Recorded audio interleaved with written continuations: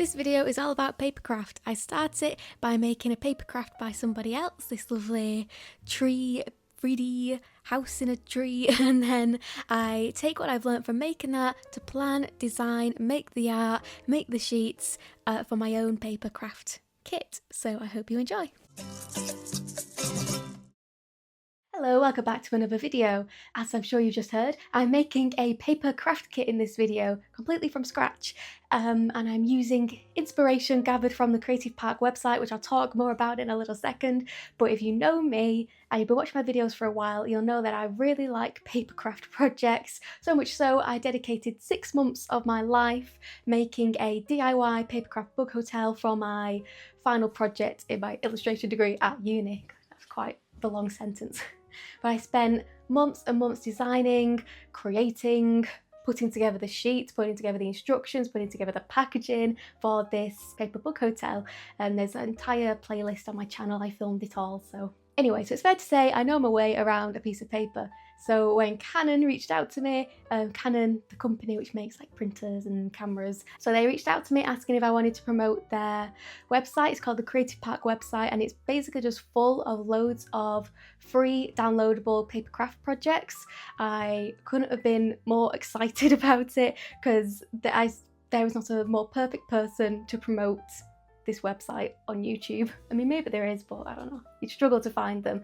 I love papercraft, so they wanted me to do a video promoting the Creative Park website, so I was like, okay, I'll do one better. I'll make a video, I'll make something from the Creative Park website, and then I'll use what I've learnt to inspire me, and then I'll make my own papercraft kit completely from scratch, like I did for my final project in university. So for the past week of my life, I have been making a papercraft kit, birdhouse. It's hanging right there. It has a lovely little bird inside. But first I had to gather inspiration. So I went to the Creative Park website. I'll show you my favourite section of the website. It's got all these like 3D dioramas, I suppose, similar to I make a lot. I've made 2 pretty detailed miniature model kits in the past. I'll pop them up on screen. So this is kind of like the paper version of those. Yeah, and this one I'll show you the one which really jumped out to me. It was right at the top. I'll pop up the name of the artist who designed it. It's really cute to see all their little sketches showing like how it's gone from sketch to paper 3D-ness. That's really cool to see over on their website. Anyway, this one, of course, I had to make. It's just, I mean, it's so cute, and I thought it would be perfect. I make these little felted mice for like craft fairs that I do, and I thought it would be perfect for my little mice to live inside. To help me make this video, Canon sent me a big box of goodies. Inside it was a new printer, a TS7750i.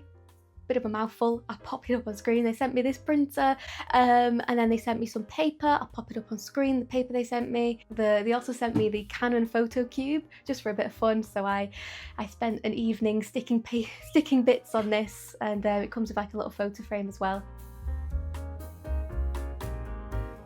I'm quite happy with how that turned out, so I'm going to pop that in the background of the video, and every now and then I'm going to turn it to show a different image. So that was just something they sent me as a bonus. So I had my design chosen from the Creative Park website. I had the printer, the paper, and now I just needed to get going.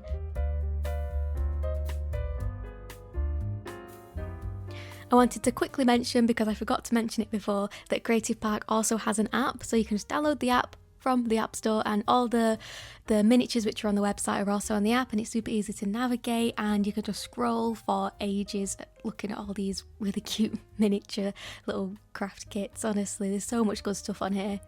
Anyway, just thought I'd quickly mention that. So you can get the app, and if you have like your phone connected to the printer, you can just print everything directly from your phone, so you don't even need a laptop or a computer. Anyway, on with the video.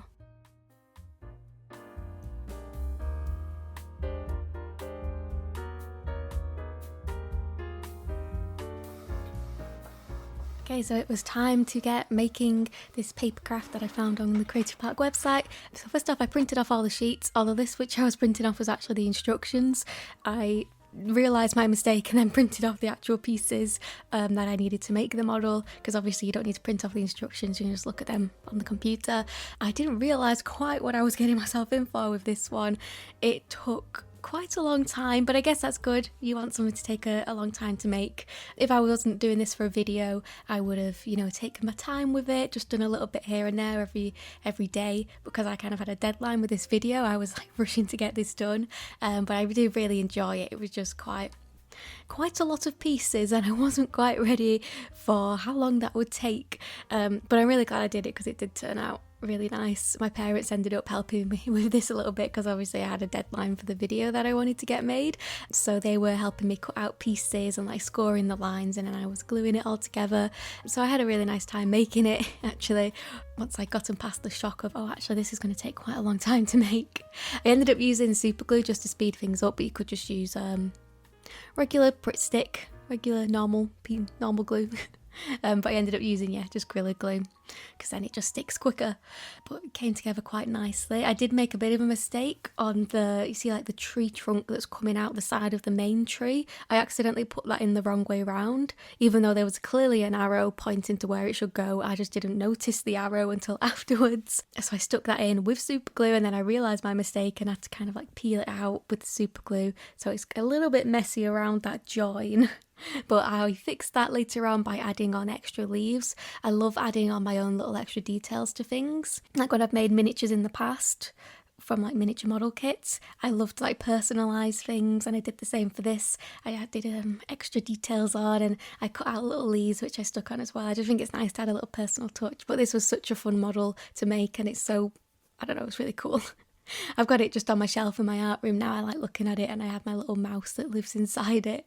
I love making this little chimney thing. It looks so cool. Yeah, then I just went in with some pens to add a few extra details for a bit of fun, bit of personalisation. Oh, look at that ladder. That ladder was a fiddly thing to make, but it looks pretty cool.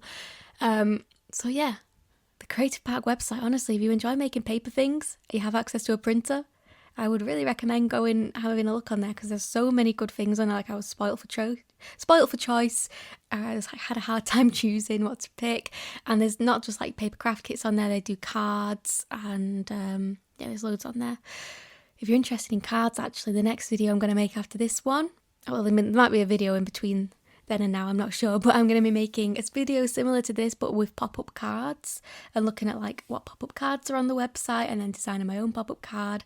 So yeah, there's that on the way if you're interested. Yeah, and then I just added a little bit more detail to the base. Obviously didn't have to do this, it looked perfectly fine without it, but you know me, I like to personalise things, so I just added a little bit more detail. And then you can see I'm going in with the collage bits of paper just to add on extra details, and mainly to cover up the bits where I messed up, where because obviously I was rushing a little bit to get this made. I had a few bits which were a little bit messy, so I thought cover it up with a leaf, and there you go, that's the finished thing. It turned out so cute. Honestly, I'm absolutely obsessed with it, and especially with my mice inside, because it did come with little like gnome characters to put inside, like little paper gnome characters. But you know, I have felted mice, and I made it for my mice. But yeah, super happy with that. So I learned a lot from this, actually.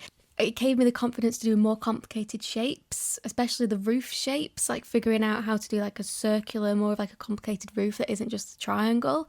That gave me a lot of confidence to do that within my own kit, but obviously to a much simpler degree. And just gave me a bit more confidence to make more complicated shapes. Just seeing how they had constructed the complicated shapes kind of gave me an idea of how I could do that myself. Alright, with my model made, it was time to move on to the designing process. Like I mentioned in the voiceover, the model helped me gain a bit more confidence with like the complexity of the shapes that I'm making, in terms of like the bug hotel that I mentioned at the start of this video was mainly constructed with, was completely constructed with rectangles and cylinders, because they are very simple shapes to make. But this kind of inspired me to kind of go out there, and I ended up going for like a hexagonal, well, you can see a cylindrical, well, it's a hexagon based shape. So I did some sketching. This mouse train is unrelated, it's for a different project. But yeah, I did loads of sketching, but I was drawing loads of different designs. Well, first I made a mood board on Pinterest of a few different birdhouses which I liked, and then I was sketching and I drew quite a few different versions, but I just kept coming back to this like hexagon shape, because originally in my head I was thinking I was going to do like a square birdhouse and maybe tape it out a little bit, but I already have kind of made one of those. I don't know where I'm pointing. See that little yellow thing right there? I'll do a close-up on it. I made this as like a downloadable on my Patreon a few months ago. I really like that. It's super cute, but with this, I wanted it to take a lot more time to build and, wanted to put a lot more effort into it. So I thought I would go a bit more different, do the hexagon shape. I also wanted to try and do like this door mechanism. Have like the door open so you can have it in open mode and closed mode, but I wanted it so that when the door was open you could tuck the door away and it to not really be seen. And the only way for that to really work was if I used a hexagon, because otherwise if it was on a square you would just see the door flapping, but because a hexagon you can like wrap it around the back. Anyway, it'll make more sense later on, the door mechanism. So now I've got my sketch, I need to actually make it 3D and figure out if I can make this work in paper. So I moved on to making like a little mock of the piece. So I'll show you that footage now along with a voiceover. I'm not sure how I've edited this video. I'm going to assume there's a voiceover coming up. So I'll hand you over to that now. Thought I'd pop in to do a little bit of real-time talking. Well, it was going so well, but I've hit a kink in the road and I'm not quite sure how I'm going to fix it, but this is how it was going. So I was building the base following my sketch, my favourite sketch, that one there, with like the folding open door to reveal the bird inside. Okay, so the idea is you can have it closed like this, and I've got this little tab here that just slips into this slit in the paper, and there you have the closed birdhouse. Hopefully I can line it up so that the bird head is like right there. And then the plan was that this should wrap round and it should use the same slit to stay closed, which in theory sounded really good, but in practice obviously that doesn't really line up. If I push it in all the way, you can see there how it doesn't line up. So I need to figure out how to make this work, and there must be a way. It's such a simple thing, there must be a way for it to work. So I'm gonna rack my brain around this one. Is that the right saying? And then hopefully in the next clip I'll have solved it. And I really don't know how to construct the roof. I mean, I know how to construct the roof. It's just triangles like that, but I don't know how am I supposed to figure out the correct measurements, but I'll get there.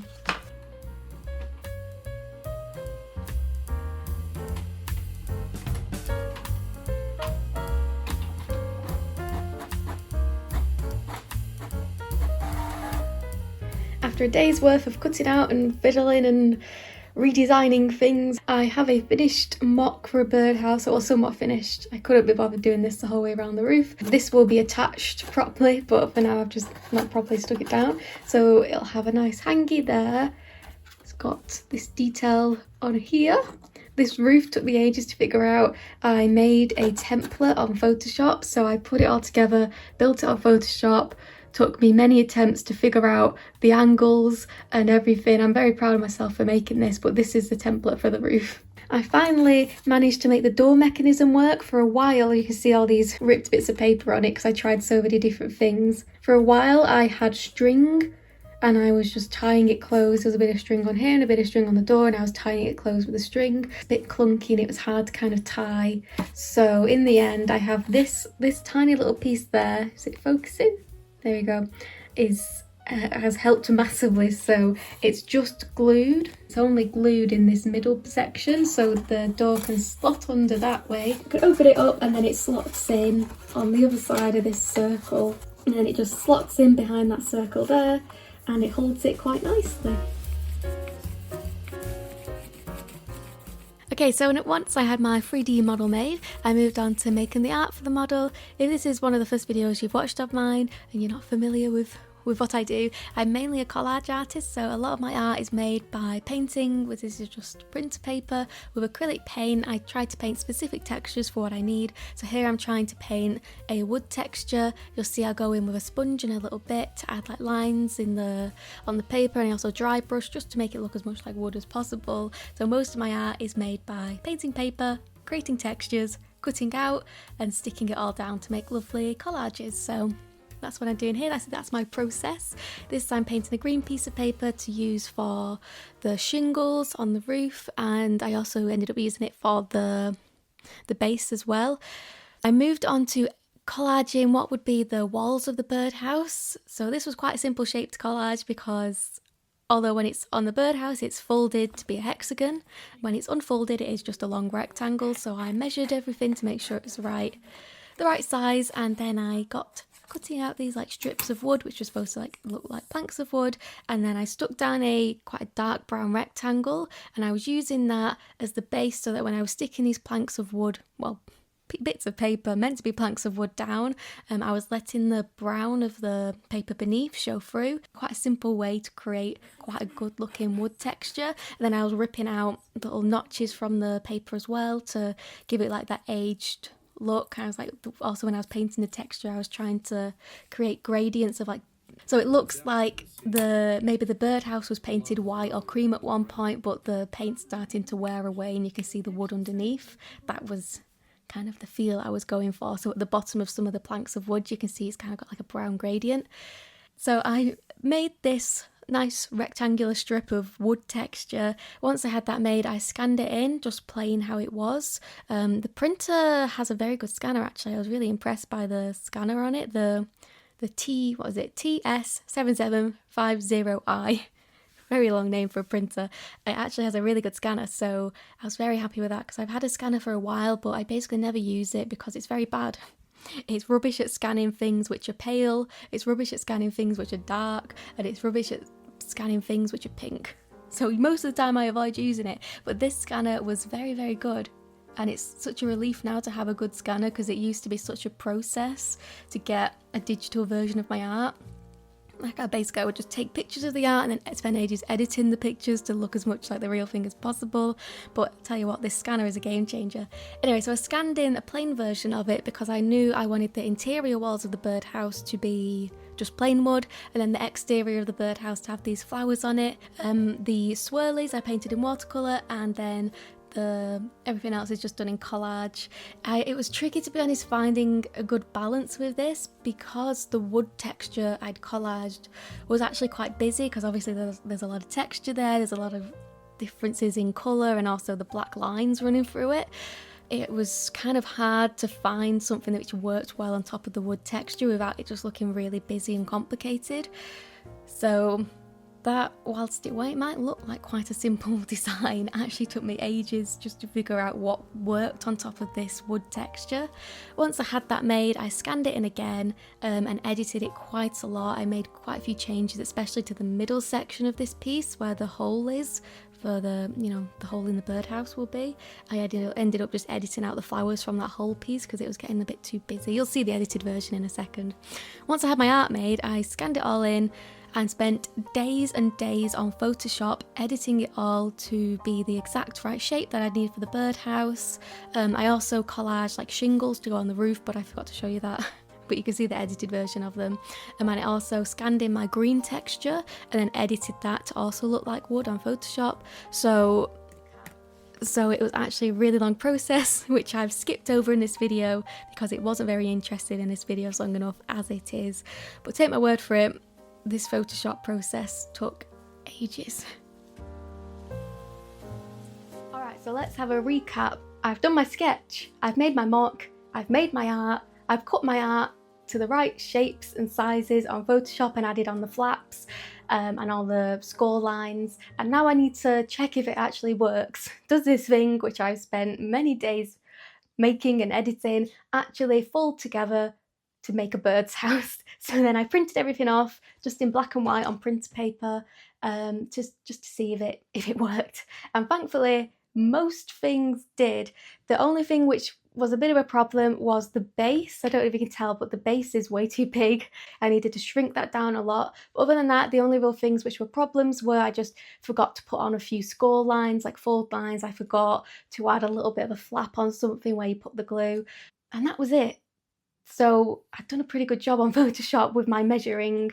The door mechanism was still working, which was great. So I went on Photoshop, spent like another day kind of just tweaking those things which needed changing, and then I moved on to the bird. Well, my test went pretty well, just a few things that need changing. Mainly this base platform is way too big. Anyway, I've moved on to the bird now. So this messy piece of paper here with all these scribbles on will turn into a bird. How I did this was I took a pre-existing bird design from the Creative Park website, which is what this guy is. So this is the flat version of this. I traced over this on Photoshop, but then made my own changes, mainly being I redesigned the bum area because I'm going to change the way mine looks to make it fit better in the birdhouse and make it so that the tail can poke upwards, as well as I changed this neck area quite a bit as well, just to make it a bit more simple, just a few changes like that. And I'm going to be completely giving it a new skin. This is the traced altered template, but half of everything, because I'm just going to obviously flip everything so it's symmetrical, so I only really need to collage half of the bird. I've gone in with pencil and I've roughly scribbled out where my colours should be, so I'm going to do a robin, which you might have been able to guess from these red sections. Yeah, so I'm going to get collage in, scan it in, tweak it even more, change the shape even more because I want it to be, this is quite a long bird, like lengthways it's quite long, and robins are a little bit shorter and more kind of fat. So I'm going to see if I can tweak the template as well to kind of do that, but I don't think it'll be as simple as just like taking the transform tool and pushing it up. I think it'll be a little bit more complicated than that. I've picked out lots of bits of paper here, so these should be all the textures I need to make a robin. Okay, I'll talk a little bit more in detail about this bird process. So the actual art making bit wasn't that difficult once I kind of mapped out where my colours should go, which kind of hurt my brain a little bit thinking about how the pieces join up and where should this red be. And once I'd figured that out, it was actually pretty smooth sailing. The hard bit came when it was time to start editing, so I'll just talk you through it because I didn't film any of it. I scanned it in and edited it a little bit just to tweak colours, make it look nicer, and then the hard bit was like tweaking it to make it my own. So I wanted it to be more of a shorter bird, like I mentioned, so I ended up chopping a section out of its body, and also just changing quite a lot of, especially in the bum area of the bird, I completely like reshaped that, and also the neck, reshaped that as well.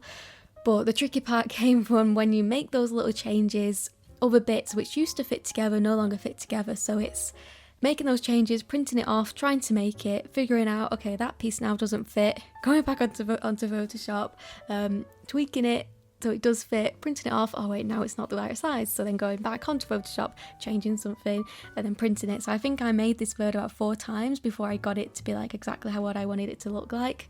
I skipped filming any of that process because it was long and boring. And then once I had that figured out, I just had to add on all the tabs and the score lines, which also is quite a long task, to be honest. And so I'll show you the finished sheet of the bird so you can see this is what it looks like when it's all unfolded. So yeah, it's quite the process, to be honest.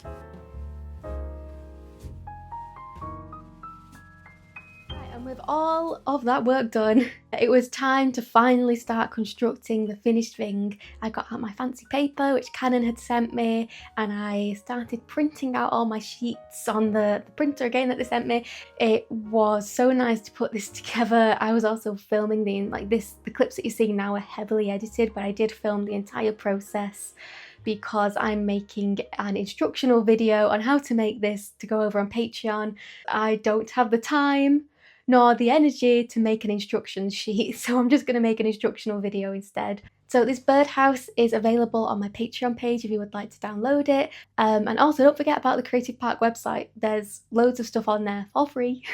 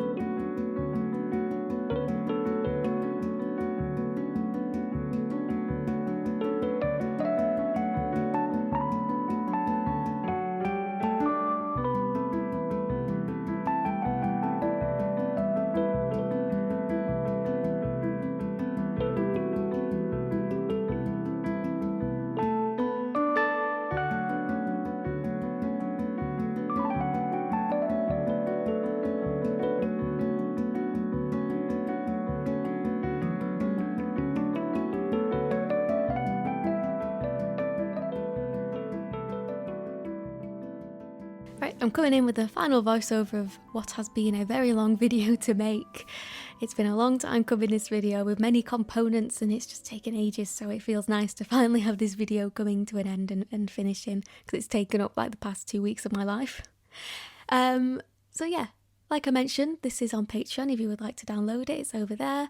And if you do end up making this, I would love to see it. So feel free to send me a picture, whether that's on Instagram messaging or through the messaging on Patreon, or even email it to me or tag me on Instagram. I don't know. There's many ways to try and get me to see it. I don't always see my Instagram messages, so it might be better off if you tag me. I'm not sure though. I've not been going on Instagram that much recently, so but I'll try to see it.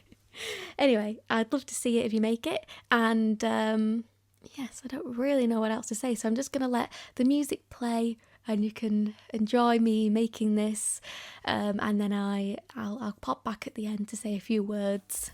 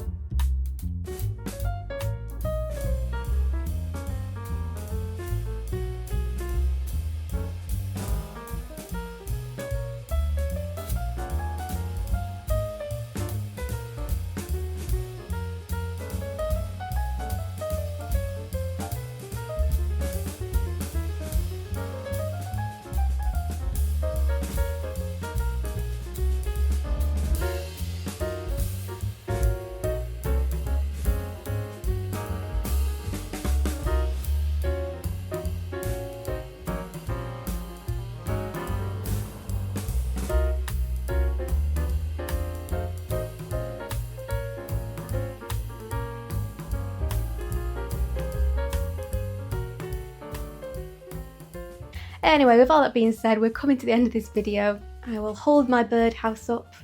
Isn't it sweet? I'm very pleased with it. If you enjoyed this video, there will be one coming out very soon of a similar format, where I'm looking at the pop-up cards on the Creative Park website and then making my own pop-up card. So there'll be more paper crafts coming. I don't know what I'm going to make yet, but I imagine I'll make a very cute pop-up card with loads of different things that pop up. So keep your eyes peeled for that. Right, that's all from me. Thanks for watching. If you enjoyed the video, please like it, and if you're not already, subscribe, because there's loads of arty stuff on this channel. So if you like art, I'm sure you'll like this channel. All right then,